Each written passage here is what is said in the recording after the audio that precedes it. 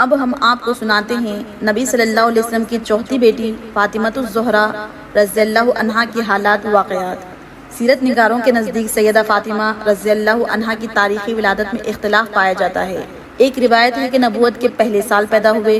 ابن اسحاق سیرت نگار نے لکھا ہے کہ ابراہیم کے سوا آپ صلی اللہ علیہ وسلم کی تمام اولاد قبل از نبوت پیدا ہوئی۔ ابن جوزی نے لکھا ہے کہ بعثت سے 5 برس پہلے خانہ کعبہ کی تعمیر ہو رہی تھی، سیدنا فاطمہ رضی اللہ عنہا پیدا ہوئی۔ بعض روایت میں ہے کہ نبوت کے 1 سال بعد پیدا ہوئی۔ اس میں گرامی فاطمہ اور لقب زہرا ہے۔ ان کی تربیت بھی نبی صلی اللہ علیہ وسلم اور خدیجہ رضی اللہ عنہا کے زیر نگرانی ہوئی۔ صحیح مسلم کی ایک روایت ہے کہ سیدہ فاطمہ رضی اللہ عنہا کی چال ڈھال رسول صلی اللہ علیہ وسلم سے بالکل مشابہ تھی۔ صرف یہی نہیں بلکہ اٹھنے بیٹھنے اور ہر بات میں سیدہ فاطمہ رضی اللہ عنہا سے زیادہ آپ کی مشابہ کسی کو نہیں دیکھا گیا۔ آپ کی بات چیت کرنے کا انداز، لب و لہجہ بھی آپ صلی اللہ علیہ وسلم سے ملتا جلتا تھا۔ صحیح بخاری کی ایک روایت کے مطابق عبداللہ بن مسعود فرماتے ہیں کہ ایک بار نبی صلی اللہ علیہ وسلم کعبہ میں نماز پڑھا رہے تھے۔ قریش کے چند شریر لوگوں نے شرارت کی، پھر آپ صلی اللہ علیہ وسلم سجدے میں گئے تو اونٹ کی اونجھڑی آپ کے کمرے مبارک پر رکھ دی۔ آپ سجدے کی حالت میں ہی رہے۔ آپ کی اس حالت پر قریش کے شریر خوش ہو رہے تھے۔ فاطمہ رضی اللہ عنہا کو اطلاع ملی، آپ کا بچپن تھا، فوراً وہاں پہنچی، اس بوجھ کو آپ کی کمر پہ سے اتارا اور ناراضگی کا اظہار فرمایا۔ آپ نماز سے فارغ ہوئے تو آپ نے ان بددینوں کے بارے میں بددعا فرمائی، وہ قبول ہوئی۔ ان میں سے بیشتر غزوہ بدر میں مارے گئے۔ پھر مدینے کی طرف ہجرت ہوئی۔ نبی صلی اللہ علیہ وسلم نے پہلے خود ہجرت فرمائی، پھر اپنے گھرانے کے افراد کو بعد میں مدینہ بلایا۔ 2 ہجری میں غزوہ بدر پیش آیا۔ اسی سے فارغ ہونے کے بعد آپ نے سیدہ فاطمہ رضی اللہ عنہا کا نکاح کرنے کا ارادہ فرمایا۔ سیدہ فاطمہ رضی اللہ عنہا کے ساتھ سب سے پہلے نکاح کی درخواست ابو بکر صدیق رضی اللہ عنہ نے کی، پھر عمر رضی اللہ عنہ نے کی، لیکن نبی صلی اللہ علیہ وسلم نے کچھ بھی جواب نہ دیا۔ علی رضی اللہ عنہ نے خواہش کا اظہار فرمایا۔ نبی صلی اللہ علیہ وسلم نے انہیں اپنے داماد بننے کا شرف عطا فرمایا اور ان سے دریافت فرمایا کہ تمہارے پاس مہر کے لیے کوئی چیز ہے؟ علی رضی اللہ عنہ نے عرض کیا کہ کوئی تو چیز نہیں ہے، صرف ایک سواری اور ایک زرہ ہے۔ نبی صلی اللہ علیہ وسلم نے فرمایا کہ گھوڑا تو لڑائی کے لیے ضروری ہے، زرہ فروخت کر ڈالو۔ وہ زرہ عثمان رضی اللہ عنہ نے 480 درہم کی عوض خریدی۔ اس موقع پر نبی صلی اللہ علیہ وسلم نے ارشاد فرمایا کہ اس رقم سے خوشبو بھی خریدی جائے۔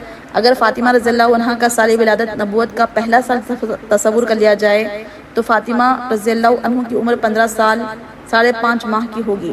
2 ہجری میں نبی صلی اللہ علیہ وسلم نے علی رضی اللہ عنہ کے ساتھ ان کا نکاح فرما دیا۔ اس وقت علی رضی اللہ عنہ کی عمر 21 برس 5 مہینے کی تھی۔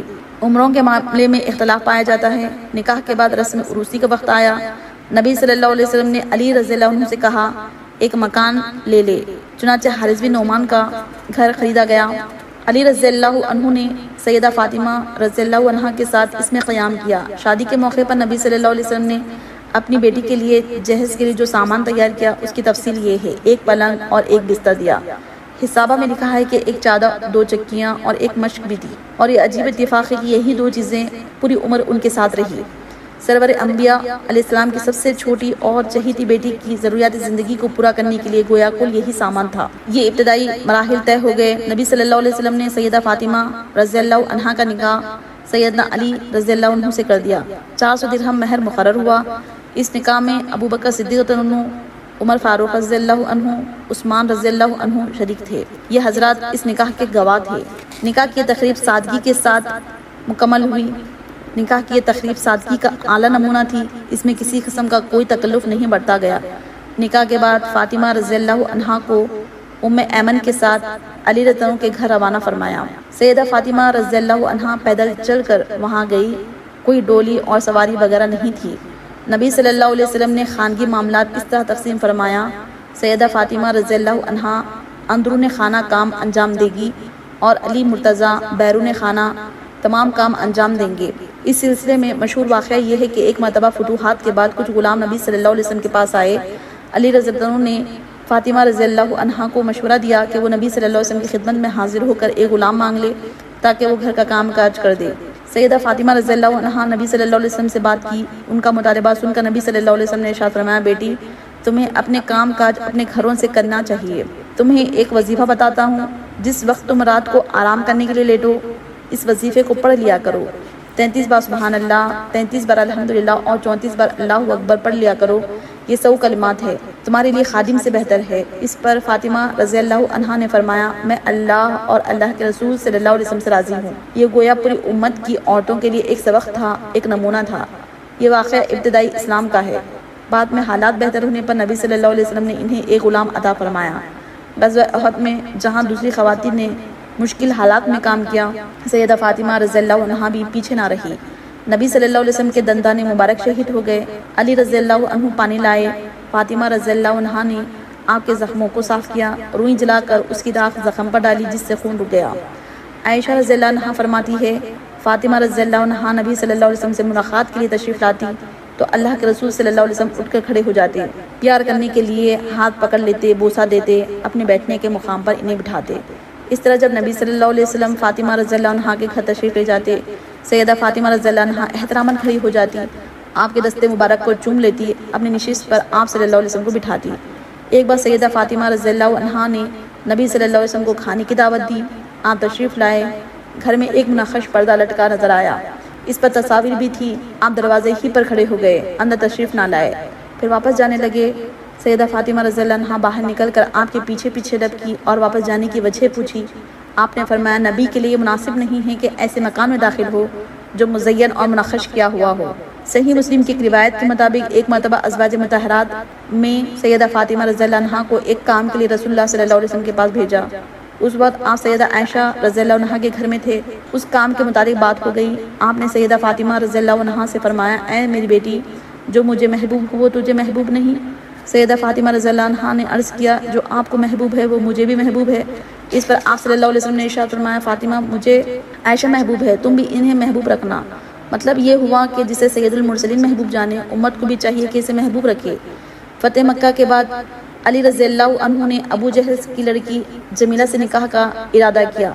اس بات کی اطلاع فاطمہ رضی اللہ عنہا کو ہوئی، شدید رنج کا احساس ہوا، یہ قدرتی بات تھی، ناراض ہو کر نبی صلی اللہ علیہ وسلم کی خدمت میں تشریف لے گئی، یہ بات آپ کو بھی بتائی۔ آپ نے ان کی یہ بات کو سن کر لوگوں کو ایک خطبہ دیا، اس میں ارشاد فرمایا فاطمہ میرے جسم کا ٹکڑا ہے، جو چیز فاطمہ کو بری لگے وہ مجھے بھی ناپسند ہے۔ پھر آپ نے فرمایا میں اپنی طرف سے حلال کو حرام نہیں کرتا اور نہ کسی حرام کو حلال کرتا ہوں، لیکن اللہ کی قسم اللہ کے رسول صلی اللہ علیہ وسلم کی بیٹی اور اللہ کے دشمن کی بیٹی ایک شخص کے نکاح میں جمع نہیں ہوں گے۔ جب ناراضگی کی یہ صورت واضح ہو گئی تو علی رضی اللہ عنہ نے ابو جہل کی بیٹی سے نکاح کا ارادہ ترک کر دیا۔ ایک مرتبہ اور بھی علی رضی اللہ عنہ کی فاطمہ رضی اللہ عنہ سے ناراضگی ہو گئی۔ نبی صلی اللہ علیہ وسلم کے سامنے فاطمہ نے شکایت کی تو آپ نے فرمایا فاطمہ ہے میری بیٹی، اپنے خاوند کی اطاعت اور فرمانبرداری کرو، اور یہ بات سمجھ لو کہ ایسی کون سی عورت ہے جس کے پاس اس کا خاوند خاموشی سے چرائے۔ مطلب یہ ہے کہ تنبیہ وغیرہ کرنے کا تو شوہر کو حق ہے۔ ایک بار رسول اللہ صلی اللہ علیہ وسلم نے فاطمہ رضی اللہ عنہا اور سیدہ صفیہ رضی اللہ عنہا سے ارشاد فرمایا اے فاطمہ، اے صفیہ رضی اللہ عنہا، تم میرے مال میں سے جتنا چاہے لے لو، میں اللہ کے حضور تمہاری کچھ بھی کام نہیں آؤں گا اور نہ میں تمہیں اللہ کے عذاب سے بچا سکوں گا۔ مطلب یہ ہے کہ قیامت کے دن اپنے اپنے اعمال کام آئیں گے، حساب کتاب ہر ایک کا ہوگا، لیکن عمل لازمی ہے۔ حسب نسب پر انحصار کر کے عمل میں کوتاہی کرنا درست نہیں ہے۔ اس مقام پر شفاعت کی نفی ہرگز بھی نہیں، شفاعت اپنے مقام پر اللہ تعالیٰ کی اجازت سے ہوگی۔ نبی صلی اللہ علیہ وسلم کے آخری ایام میں ایک واقعہ پیش آیا۔ سیدہ عائشہ صدیقہ رضی اللہ عنہا فرماتی ہے کہ ایک روز سردار دو عالم صلی اللہ علیہ وسلم گھر میں تشریف رکھے تھے، ہم آپ کے پاس موجود تھی۔ سیدہ فاطمہ رضی اللہ عنہا تشریف لائی، اس وقت نبی صلی اللہ علیہ وسلم کی اولاد میں بس سیدہ فاطمہ رضی اللہ عنہا ہی زندہ تھی، باقی تمام اولاد فوت ہو چکی تھی۔ آپ نے سیدہ کو آتے دیکھا تو مرحبا فرمایا، انہیں اپنے پاس بٹھایا، پھر ان کے کان میں کوئی بات فرمائی۔ وہ بات سن کر سیدہ فاطمہ رضی اللہ عنہا بے ساختہ رونے لگ گئی۔ تب آپ نے ان کی غمگینی دیکھی تو کان میں دوبارہ کچھ کہا، اس بار بات سن کر وہ ہنسنے لگ گئی۔ نبی صلی اللہ علیہ وسلم کی اس مجلس میں تشریف لے گئے تو میں نے سیدہ فاطمہ رضی اللہ عنہا سے پہلے رونے اور پھر ہنسنے کا سبب پوچھا۔ اس پر انہوں نے فرمایا نبی صلی اللہ علیہ وسلم کا راز ظاہر کرنا مجھے پسند نہیں۔ پھر جب نبی صلی اللہ علیہ وسلم کا انتقال ہوا، میں نے فاطمہ سے کہا اب تم مجھے وہ بات بتا دو۔ اس وقت انہوں نے بتایا کہ پہلی مرتبہ نبی صلی اللہ علیہ وسلم نے میرے کان میں کہا تھا اے فاطمہ، جبرائیل امین ہر سال ایک مرتبہ آ کر مجھے قرآن مجید سناتے ہیں اور مجھ سے سنتے ہیں۔ اس سال انہوں نے مجھے 2 بار قرآن سنایا اور مجھ سے 2 بار قرآن سنا۔ اس سے میں خیال کرتا ہوں کہ میری وفات قریب آ گئی ہے۔ اللہ سے خوف کھانا، صبر کرنا۔ میں آپ کی یہ بات سن کر رونے لگی۔ آپ نے میری گھبراہٹ اور پریشانی دیکھی، پھر میرے کان میں فرمایا، اے فاطمہ، کیا تمہیں یہ بات پسند نہیں؟ تم اہل جنت کی عورتوں کے سردار ہو۔ بعض دوسری روایت میں آتا ہے کہ آپ نے مجھے خبر دی کہ میں اس مرض میں ہی اللہ کی طرف رحلت کر جاؤں گا تو میں رونے لگ گئی۔ پھر آپ نے فرمایا، میرے اہل بیت میں سب سے پہلے تم مجھ سے ملو گی۔ یہ سن کر میں خوش ہو گئی۔ نبی صلی اللہ علیہ وسلم کی بیماری جب بڑھ گئی، فاطمہ رضی اللہ عنہا کے منہ سے یہ الفاظ نکلے، افسوس میرے والد کی تکلیف۔ اس پر نبی صلی اللہ علیہ وسلم نے فرمایا، آج کے بعد تمہارے والد پر کوئی تکلیف نہیں آئے گی۔ پھر آپ صلی اللہ علیہ وسلم وفات پا گئے۔ انا للہ و انا الیہ راجعون۔ نبی صلی اللہ علیہ وسلم کے آخری اوقات میں سیدہ فاطمہ رضی اللہ عنہا کو بہت سی وصیت کی نصیحت فرمائی۔ ان میں سے ایک یہ تھی کہ میری وفات پر کسی قسم کا ماتم نہ کرنا، چہرے کو نہ پیٹنا، بال کو نہ نوچنا، نوحہ نہ کرنا، نہ نوحہ کرنے والیوں کو بلانا۔ نبی صلی اللہ علیہ وسلم کی وفات کے بعد کی زندگی اگرچہ فاطمہ رضی اللہ عنہا کے لیے مشکلات سے پر تھی، تاہم آپ نے صبر اور استقامت سے کام لیا۔ نبی صلی اللہ علیہ وسلم کے بعد ابو بکر صدیق نے خلیفہ مقرر ہوئے۔ ان حالات میں سیدہ فاطمہ رضی اللہ عنہا کی طرف سے مالی غنیمت میں سے مال فید کے متعلق مالی حقوق کا مطالبہ ہوا۔ سیدنا ابو بکر صدیق کی خدمت میں پیش ہوا۔ مالی غنیمت اور مال فے کی وضاحت یہ ہے کہ مالی غنیمت اس مال کو کہا جاتا ہے جو لڑائی کے بعد ہاتھ لگے، اور مال فے وہ ہوتا ہے جو لڑائی کے بغیر ہاتھ لگے۔ فید کی آمدنی مال فے میں سے تھی۔ نبی صلی اللہ علیہ وسلم کے زمانے میں سیدہ فاطمہ رضی اللہ عنہا اور دوسرے رشتہ داروں کو اس مال فے میں سے حصہ ملتا تھا۔ آپ صلی اللہ علیہ وسلم کی وفات کے بعد سیدہ فاطمہ رضی اللہ عنہا نے یہ مطالبہ پیش کیا کہ وہ مال فے میں سے جو حصہ ملتا ہے اب وہ ہمیں بطور میراث کے مل جانا چاہیے، یعنی اب ہم اس کے وارث ہیں۔ فاطمہ رضی اللہ عنہا کے اس مطالبے کے جواب میں ابو بکر صدیق نے فرمایا، اس بارے میں نبی صلی اللہ علیہ وسلم کا واضح ارشاد ہے، ہم انبیاء کی جماعت ہے، ہماری وراثت نہیں چلتی، بلکہ جو کچھ ہم چھوڑ جائیں وہ صدقہ ہوتا ہے اور اللہ کی راہ میں مسلمانوں کے لیے وقف ہوتا ہے۔ البتہ مال فے میں سے جو حصہ نبی صلی اللہ علیہ وسلم کے زمانے میں آپ لوگوں کو دیا جاتا تھا وہ بدستور دیا جاتا رہے گا۔ مطلب یہ تھا کہ وہ حصہ تو آپ لوگوں کو اسی طرح ملتا رہے گا، لیکن اس جاگیر کو نبی صلی اللہ علیہ وسلم کی وراثت میں نہیں دیا جا سکتا۔ اس لیے فرمان نبی صلی اللہ علیہ وسلم یہی ہے۔ اس تسلی بخش جواب پر سیدہ فاطمہ رضی اللہ عنہا خاموش ہو گئی۔ پھر تمام زندگی انہوں نے یہ مطالبہ پھر پیش نہ کیا۔ اب کچھ لوگوں کا یہ کہنا ہے کہ ابو بکر صدیق نے سیدہ فاطمہ رضی اللہ عنہا کا حق غصب کر لیا تھا، کسی طرح بھی یہ درست نہیں ہے۔ ابو بکر صدیق کے جواب سے مطمئن ہونے کے بعد سیدہ فاطمہ رضی اللہ عنہا نے اس بات کا کچھ بھی ملال اپنے دل میں نہ رکھا۔ ابو بکر صدیق سے ان کے تعلقات خوشگوار تھے۔ سیدہ فاطمہ رضی اللہ عنہا کی وفات کے بعد فاطمہ رضی اللہ عنہا نبی صلی اللہ علیہ وسلم کی وفات کے بعد بہت زیادہ مغموم رہا کرتی تھی۔ اپنی زندگی کے یہ دن انہوں نے نہایت صبر و تحمل سے بسر کیے۔ پھر بیمار رہنے لگی۔ اس وقت ان کی عمر 28 سے 29 سال تھی۔ صدیق اکبر رضی اللہ عنہ کی زوجہ محترمہ اسماء بنت امیس رضی اللہ عنہا ان کی تیمہ داری کیا کرتی تھی۔ اس دوران میں ابو بکر صدیق عمر فاروق رضی اللہ عنہ برابر ان کی بیمار پرسی کرتے رہے۔ نبی صلی اللہ علیہ وسلم کی وفات کے بعد صرف 6 مہینے زندہ رہی، پھر چند روز بیمار رہی، آخر 3 رمضان مبارک 11 ہجری منگل کی شب میں انتقال کر گئی۔ انا للہ و انا الیہ راجعون۔ سیدہ فاطمہ رضی اللہ عنہا نبی صلی اللہ علیہ وسلم کی آخری اولاد تھی۔ وفات سے پہلے انہوں نے اپنے خاوند سیدنا علی رضی اللہ عنہ کو وصیت فرمائی۔ اس وصیت کے الفاظ یہ تھے، میرے بعد آپ امامہ رضی اللہ عنہا سے شادی کر لیجئے گا۔ امامہ ان کی بڑی بہن سیدہ زینب رضی اللہ عنہ کی صاحبزادی تھی، گویا سیدہ کی سگی بھانجی تھی۔ چنانچہ سیدہ فاطمہ رضی اللہ عنہا کی وفات کے بعد سیدنا علی نے امامہ سے نکاح کیا۔ سیدہ فاطمہ رضی اللہ عنہا کے انتقال کے بعد پھر سے ایک بار غم کی لہر دوڑ گئی۔ نبی صلی اللہ علیہ وسلم کی جدائی کا غم پھر سے تازہ کر دیا۔ صحابہ کرام رضی اللہ عنہ کے رنج و غم کی انتہا نہ رہی۔ فاطمہ رضی اللہ عنہا کا انتقال مغرب اور عشاء کے درمیان ہوا۔ انہوں نے ابو بکر صدیق کی زوجہ محترمہ کو وصیت کی تھی وہ انہیں غسل دے۔ چنانچہ اسماء بنت امیس رضی اللہ عنہا نے ان کا غسل کا انتظام فرمایا۔ غسل اور کفن کے بعد جنازے کا مسئلہ پیش آیا۔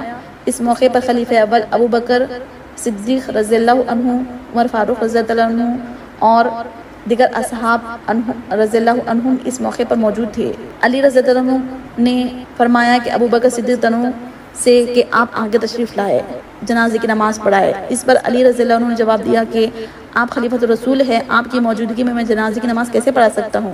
جنازہ پڑھانا آپ ہی کا حق ہے، آگے تشریف لائے، جنازہ پڑھائے۔ ابو بکر صدیق رضی اللہ عنہ نے نماز جنازہ پڑھائی۔ نماز جنازے کے بعد فاطمہ رضی اللہ عنہ کو جنت البقیع میں دفن کیا گیا۔ فاطمہ رضی اللہ عنہ علی رضی اللہ عنہ کی پہلی زوجہ محترمہ تھی۔ ان کی زندگی میں علی رضی اللہ عنہ نے دوسری شادی نہیں کی۔ فاطمہ رضی اللہ عنہ کے ہاں 5 بچے پیدا ہوئے: حسن، حسین، محسن، ام کلثوم، زینب رضی اللہ عنہ۔ محسن کا بچپن ہی میں انتقال ہو گیا تھا۔ یہاں یہ بات بھی قابل غور ہے کہ سیدہ نے اپنی صاحبزادی کا نام اپنی بڑی بہن کے نام پر رکھا۔ ام کلثوم کا نکاح عمر بن خطاب رضی اللہ عنہ سے 17 ہجری میں ہوا۔ سیدہ زینب رضی اللہ عنہ کا نکاح عبداللہ بن جعفر دیار سے ہوا۔ رسول اللہ صلی اللہ علیہ وسلم نے فاطمہ رضی اللہ عنہ کے بارے میں فرمایا، فاطمہ میرے جسم کا ٹکڑا ہے۔